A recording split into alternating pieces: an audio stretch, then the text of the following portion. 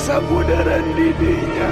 Kita pocong nu aya gigireun si Amih teh katingali wae ku kuring. Sanggeus mobil ngaliwatan jalan cagak. Naon? Anu nyangut, gede laukna. Barang berai panto WC dibuka ku kuring. Ulah po, catet waktuna. Tiap poe Kemis malam Jumat di Radio Kosmo.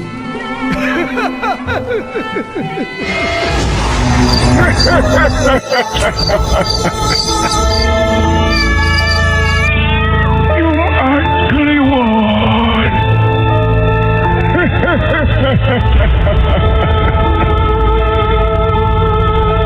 Bage acu tepang deui geuningan ieu. Dina Kemis wengi seperti biasa Jumat Kliwon nyarengan Sohib Kosmo.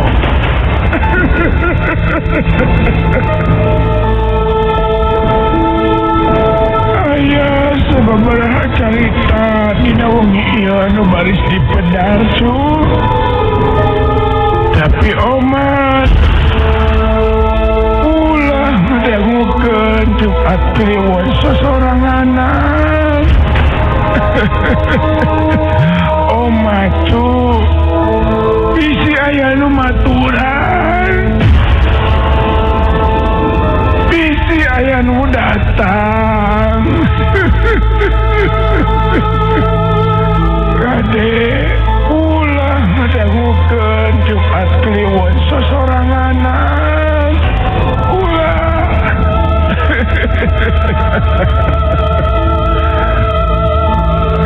Wilujeng ngadangukeun Jumat Kliwon.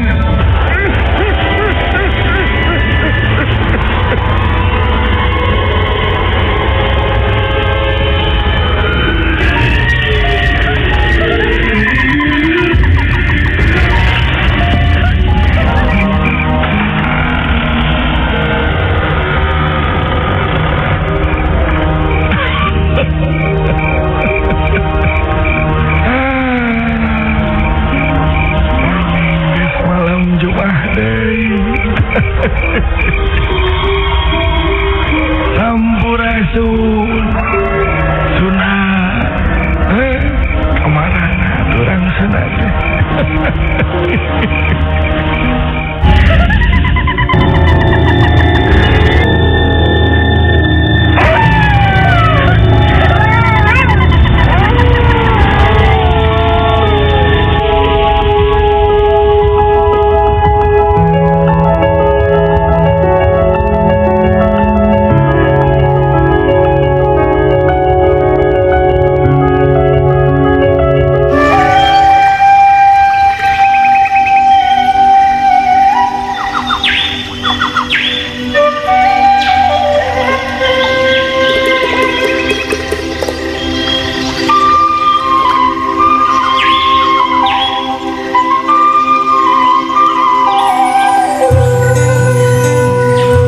Kejadian ieu anu pernah kaalaman ku salah saurang tatangga kuring anu ngaranna Pak Encep. Sebut we di salah sahiji lembur aya salah saurang jalma anu ngaranna Pak Encep. Pak Encep ngebogaan budak anu ngaranna Utet. Eta budak teh geus rumaja. Ngan eta budakna Pak Encep teh sok sanajan geus rumaja oge masih keneh rada boboloneun. Sabab eta budak teh ngarandapan gangguan jiwa. Ngan kaparengan we sanajan Utet sarupa kitu, tapi aya anu mika nyaah salian ti bapana nya Pak Encep teh. Utet dipika nyaah ku Mang Anda. Malah dina hiji mangsa Utet aya maksud rek dibawa ku Mang Anda ka Karawang. Ari Mang Anda teh salah saurang pangsiunan ti PJKA. Kusabab katingali kanyaahna ti Mang Anda, nya Utet oge diijinan ku Pak Encep Sok sanajan jiwana anu boboloneun oge, tapi Utet harita saacan ini ka Karawang teh mapai-mapai ka unggal tatangga ngadon pamitan. Kang, budak teh rek diajak ke Karawang, namun diizinan eta oge. Nya ari teu kaberetan mah atuh mawana nya sok we pan nyaho atuh budak kuring mah rada boboloneun keneh. Nyakeun we, urang sina sagawe-gawena di ditu. Nitip we atuhnya bisi carekeun mah kudu dimaklum we meureun. Nya geus apal kuring oge. Jeung kuring geus nyaah deui ka budak teh.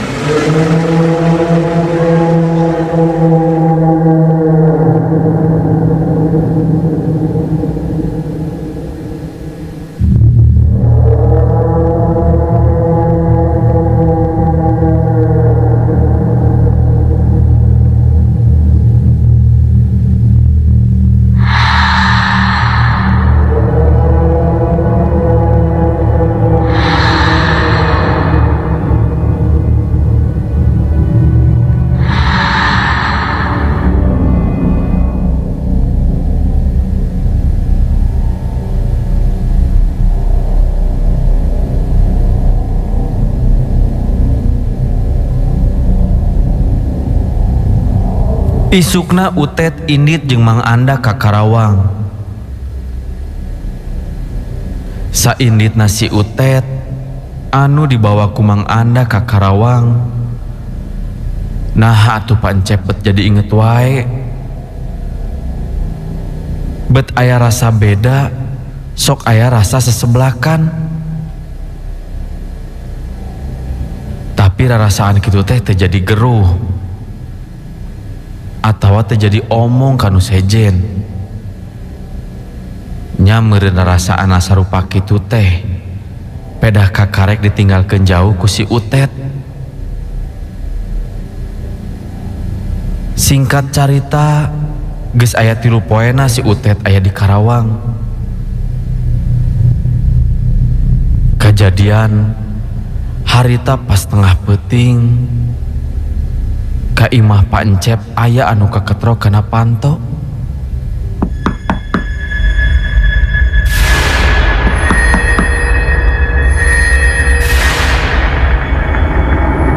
Harita parang di imah Pak Encep teh keur ngarariung sakula warga. Barang panto dibuka, gening anu kaketrok kana panto teh si Utet. Si Utet terus asup ke jero imah. Nganaha atuh. Sikepna si Utet teh bet beda ti sasari. Cacak mah kakarek 3 poe aya di Karawang. Tapi jiwa dewasana geus katinggali ayeuna mah. Pak Encep oge anu jadi bapana ngarasa atoh. Kurobahna sikap si Utet sarupa kitu. Netelakeun jiwana si Utet teh geus robah.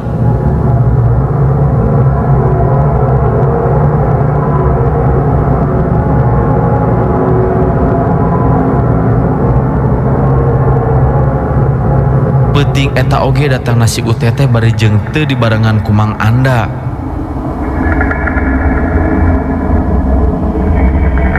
Cek pamikir bapana nya geus wani meureun si Utet ka Bandung sorangan bari jeung teu nyasab.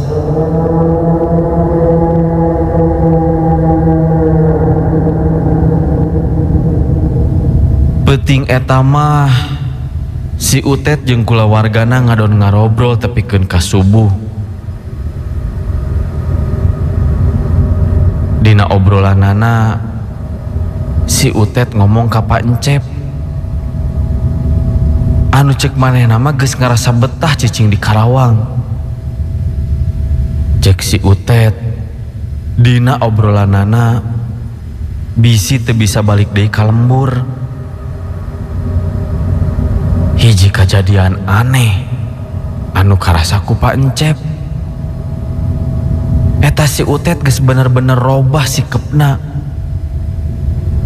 Harita mah Geus selain Utet anu boboloneun, tapi Utet anu katinggali jiwa dewasana. Ngan salila ngobrol, eta si Utet basa ditawaran dahar jeung nginum. Manehna teh teu daekeun. Alesanana mah geus warareg cenah. Malah katinggali ku Pak Encep jeung anu sejena peuting eta mah beungeutna si Utet teh katinggali siga anu cahayaan. Katinggali awakna oge bararesih teh jiga Utet baheula. Nya meureun eta teh didikan ti Mang Anda anu mawa si Utet ka Karawang. Hal sarupa kitu teh geus pasti jadi rasa kaatoh keur Pak Encep anu jadi bapana si Utet. Malah anu sejena oge ngarasa atoh ku ayana si Utet sarupa kitu teh. Nincak wanci subuh,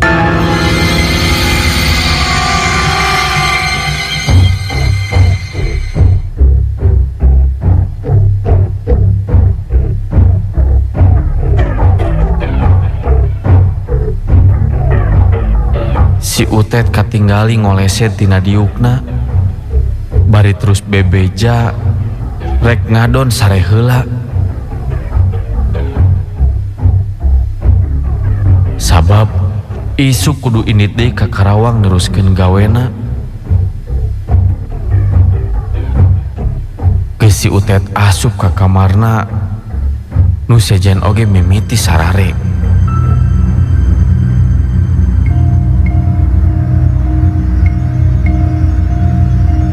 Kusabab ngarobrol tepikeun ka subuh, atuh Pak Encep oge nepikeun ka kaberangan hudangna.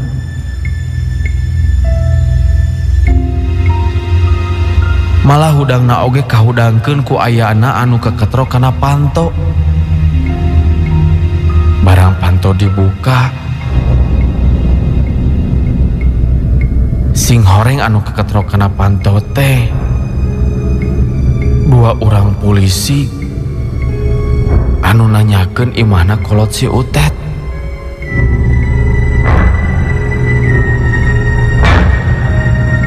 Mimiti nama Pancep tepati ngarasa ruas ku kedatangan dua orang polisi teh. Leres ya teh sareng bapana Utet. Oh mun, semun leres. Bade aya kaparyogian naon atuh bapak-bapak teh? Abi ti kepolisian Pak bade ngadugikeun kabar putra bapak anu namina Utet teh diteleum di Walungan Anak Citarum. Ah, si bapak mah sok heureuy wae. Tuh si Utet mah keur aya di kamar keur tidur meureun. Sumuhun Pak, malahan jasadna si Utet dugi ka ayeuna tacan kependak Pak. Kadenge katerangan sarupa kitu ti polisi teh, Pancep can percaya. Dah pugupan si Utet teh tadi peuting geus ngadon ngarobrol jeung mananehna. Malahan ayeuna oge aya keur sare di kamarna. Nya keur ngabuktikeun si Utet sare di kamarna, Pak Encep jeung dua urang polisi arasup ka kamarna si Utet. Tapi barang asup ka jero kamar si Utet, nyaan we gening di kamar si Utet teh sasaha. Sok padahal apan tadi saacan subuh katinggali si Utet asup ka kamar rek ngadon sare. Katerangan beuki jelas wae ngeunaan si Utet anu diteleum. Sabab Mang Anda datang nepungan ka Pak Encep. Bari rampang reumpeng, Mang Anda nyaritakeun ngeunaan kajadian anu tumiba ka si Utet. Nya kajadianana si Utet teh diteleum di Walungan Anak Citarum. Si Utet harita ngadon ngojay. Nya harita Utet kabawa arus cai anu lumayan gede tepikeun ka titeleumna. Harita kene Pak Encep Malahan dibarengan ku RT di lemburna arindit ka Karawang keur leuwih ngayakinkeun deui ngeunaan si Utet. Harita di Karawang pernahna di walungan anak Citarum layon si Utet anu titeuleum teh keur pada neangan. Malah tepikeun ka geus aya 5 poena tepikeun ka layon si Utet teh masih kene can kapanggih.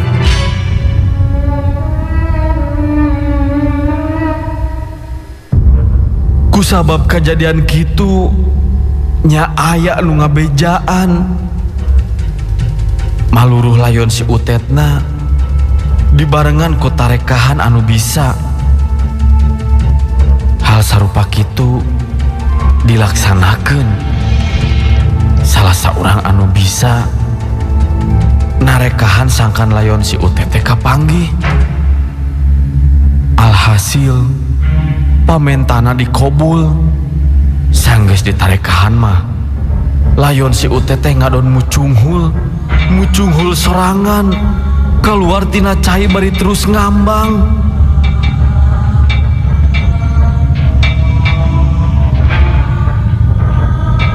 Sanggeus kapanggina layon si Utet kajadianana kulawargana si Utet kacida saredihna. Malah Pak Encep mah bapana si Utet ampir-ampir ngalang ngerek kapaehan. Geus pugua ari indung nama ninggali sarupa kitu teh langsung ngalang ngerek kapaehan.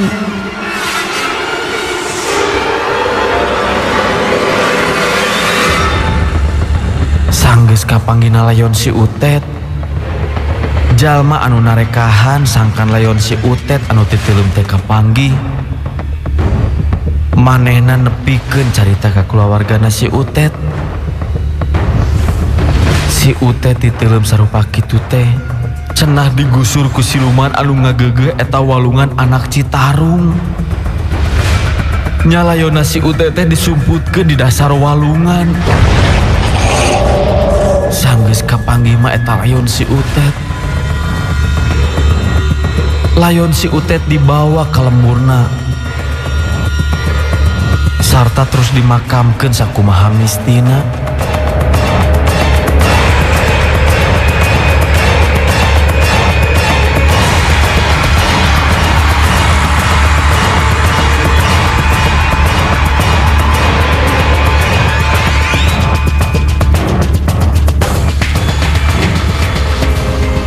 Sok sanajan si Utet geus jelas maot, aya anu jadi heran keur sakabeh kulawargana si Utet. Nya anu jadi heran jeung can kaharti tepikeun ka ayeuna lamun si Utet layona karek kapanggih. Nah saha atuh anu peuting eta ngadon ngobrol malah terus asup ka kamar ngadon sare. Pan katinggali jelas yen anu tadi peuting teh si Utet.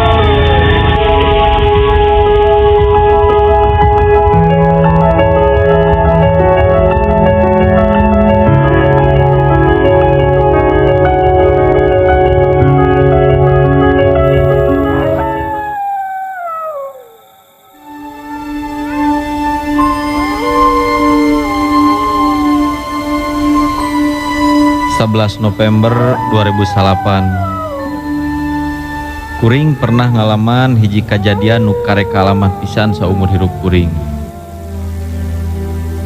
Jeung bung-bung deui kuring ngalaman ieu kajadian. Basa eta teh kuring geus sababaraha poe gering. Katarajang penyakit flu berat. Nu akhirna ngahambat kana aktivitas kuring sapopoe.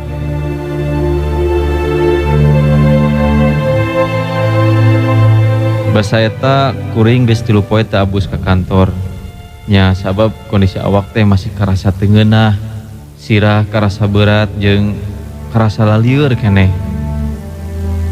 Kurang leuwih jam 7:30 peuting HP kuring disada. Tumben si bos nelpon. Rud, gimana? Kamu udah sehat? Ya udah agak mendingan sih bos. Cuma masih kerasa berat aja kepala. Oh, gini Rud. Kamu bisa nggak ambil laporan dokumen yang sudah kamu buat kemarin nih ya? Karena 2 hari lagi beberapa materi harus presentasikan.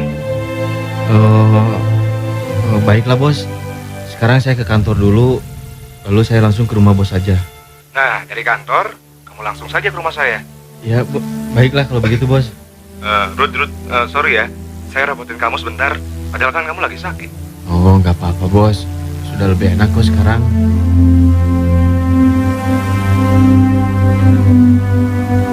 Ngadenge si bos nitah gitu, kuring teu bisa nolak. Keremah memang si bos teh termasuk jelma anu bager pisan. Singkat cerita, tidinya kuring langsung ngeganti baju. Kuring make baju teh dirangkep 2. Geus kitu ditambah deui ku jaket anu kandel. Maklum kuring ngerasa teu ngeureunah keneh awak.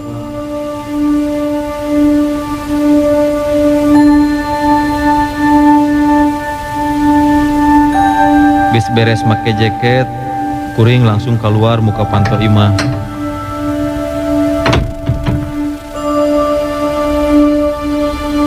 Tuluy kuring abus ka jero mobil, anu kabeneran mobil kuring diparkir di luar imah.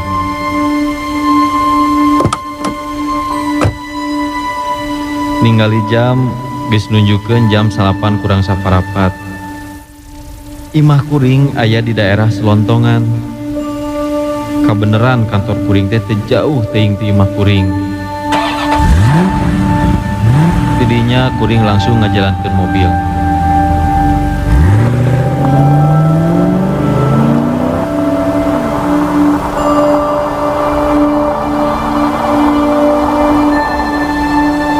Akhirna kuring tepi oge ka kantor. Geus katingali aya satpam anu jaga di hareup. Kuring markirkeun heula mobil, sanggeus kitu kuring tuluy muka pantau mobil.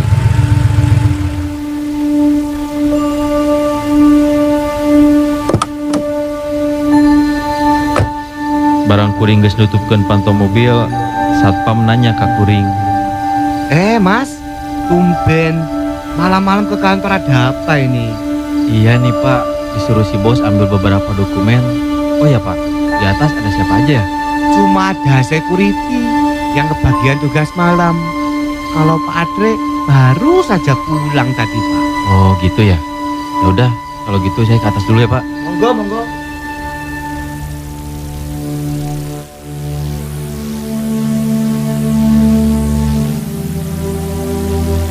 Ti harita kuring langsung lempang ka lobi. Didinya geus katingali aya satpam 2an keur jaga. Barang kuring ngalewatan lobi, eta satpam nanya ka kuring.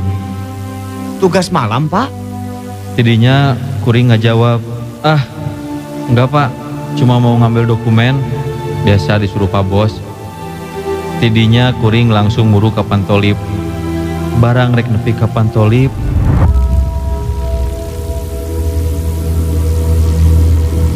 katingali aya office boy keur beberes. Tuluy kuring mencet tombol lift. Pantolip buka. Tuluy kuring abus ka jero lift. Kuring ningali si OB oge geus abus ka eta lift. Anu tuluy si Obe nanya ka kuring. Pak, mau ke lantai berapa? Ke lantai 9 aja mas. Lip mimiti jalan.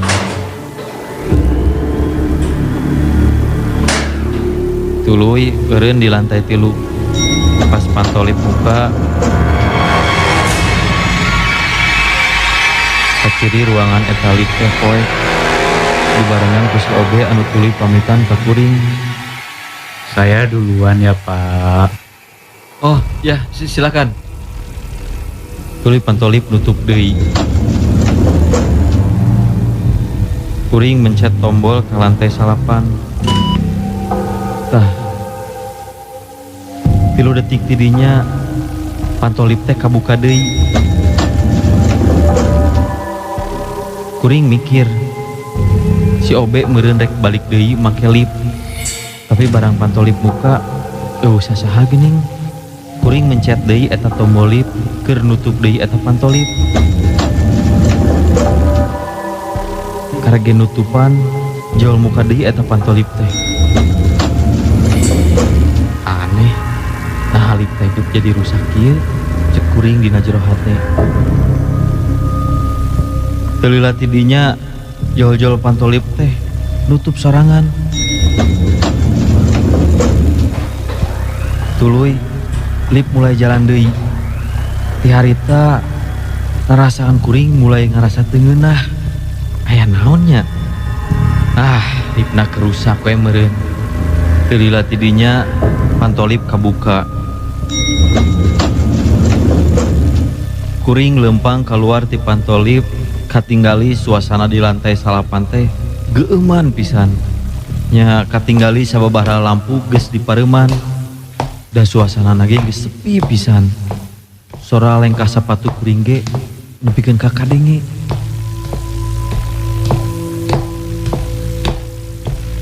Barang kuring dek abus ka ruangan kuring ngodok saku rek nyokot kunci ruangan.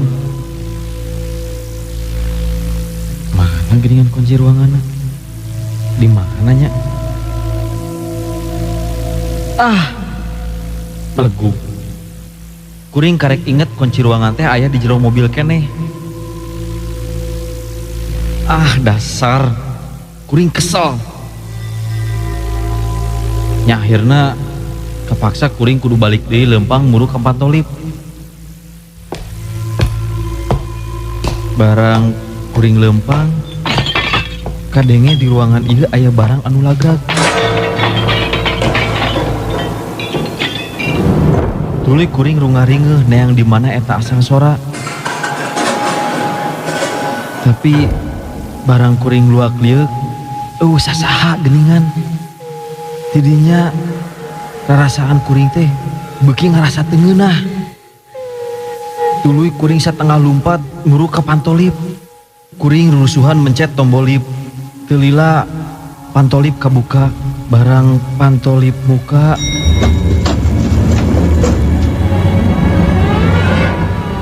di jero lip teh katingali geus aya Obe anu tadi keur mawa pangepel. Tuluy kuring abus. Si Obe mencet deui eta pantolip. Bari tuluy nanya ka kuring. Mau ke lantai berapa Pak? Ke lobi mas. Mau ke satpam. Ambil kunci sarep ruangan saya. Si Obe tuluy pang mencetkeun tombol lip. Teu lila tidinya ujug-ujug lip eureun. Tuluy lampuna ge pareum.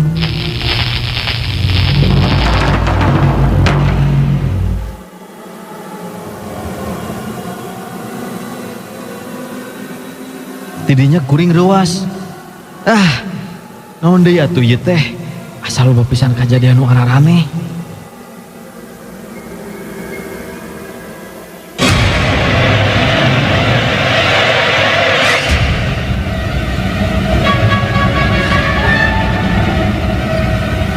Kurang leuwih samenit tidinya lampu dina jero lip teh urung deui. Didinya rarasaan kuring rada ngemplong. Katingali si Obe aya keneh di jero lip, ditungtung belah kenca lip, bari tetep nyekelan pangepel jeung ember. Pas lip kaayaan keur jalan keneh, ujug-ujug si Obe teh lempang tuluy ngomong ka kuring. Pak, saya duluan ya. Astagfirullah, kuring nyuring hak. Ningali si Obe lempang ka hareup lip, tapi anu matak jadi aneh, eta si Obe bisa keluar tina jero lip, padahal kuring nyaho yen lip eta teh kaayaan keur jalan. Anu pasti nama manto lip teh keur kaayaan nutup keneh, tapi manehanana bisa keluar ngageuleyeun siga anu eueuh ngahalangan. Tidinya bulu punduk kuring murinding. Kuring non ukur bisa pembacaan sabisa-bisa sabot kuring keur babacaan. Deulina tidinya pantolip kebuka, lip geus aya deui di lobi kantor. Tidinya kuring langsung lompat muru ka tempat satpam nu aya di lobi. Bari ngos-ngosan geus di meja satpam, si satpam nanya ka kuring aya naon. Tapi ku kuring teu dicaritakeun naon anu karek ku kuring ka alaman bieu. Kuring ngan ngajawab sieun sorangan di luhur. Tuluy kuring ngomong ka satpam, minta kunci serep ruangan kuring, sabab kunci ruangan kuring tinggalin dina jero mobil. Didinya pas satpam langsung mawa kunci serep ruangan kuring. Tuluy kuring ngomong ka satpam, sangkan minta dibaturan ka luhur. Akhirna si pas satpam maturan kuring ka luhur. Kuring jeung satpam ebus kana lip. Dina jero lip manehna nanya ke kuring, kunaon beungeut urang pias. Kuring ngajawab, kuring teh masih gering. Singkat carita, kuring geus mawa kabeh dokumen nu dipenta ku si bos. Tuluy kuring turun deui jeung satpam. Geus nepi lobi, kuring langsung pamitan. Maksud terek langsung ka imah si bos. Kuring keluar ti lobi langsung ke tempat parkir. Tuluy ngarahkeun mobil ka imah si bos nu aya di daerah Soekarno-Hatta.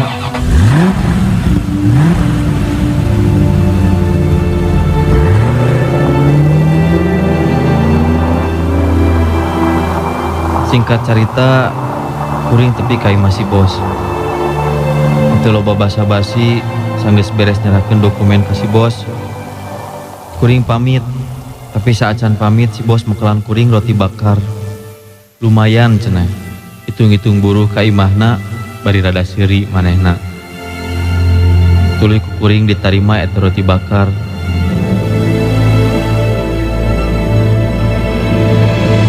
Teu lila kuring ngabus deui ka jero mobil. Sanggeus di jero mobil, katingali jam di jero mobil teh geus nunjukkeun jam 11 peuting. Teu loba mikir, kuring didinya ngahurungkeun mobil, tuluy indit.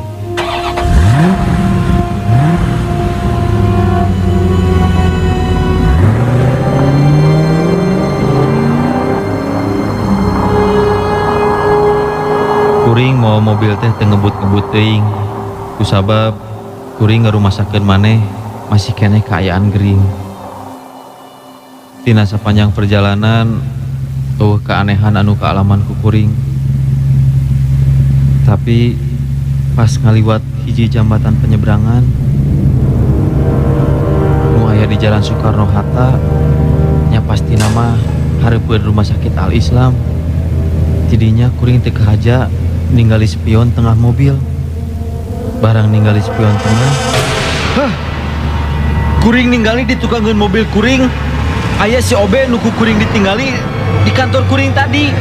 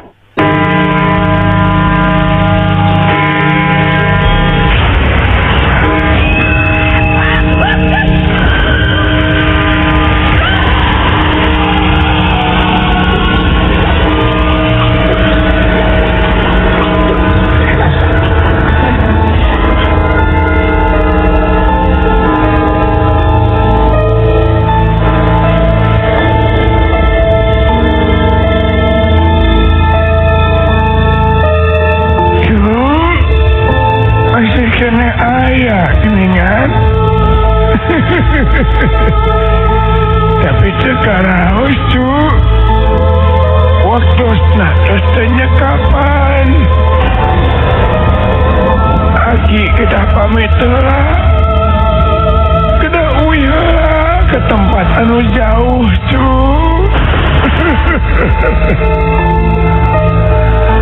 Orang cekap berhelat duikan kalian Jumat lewat ia malam Jumaah payun orang dasarangan deui Jumat kliwon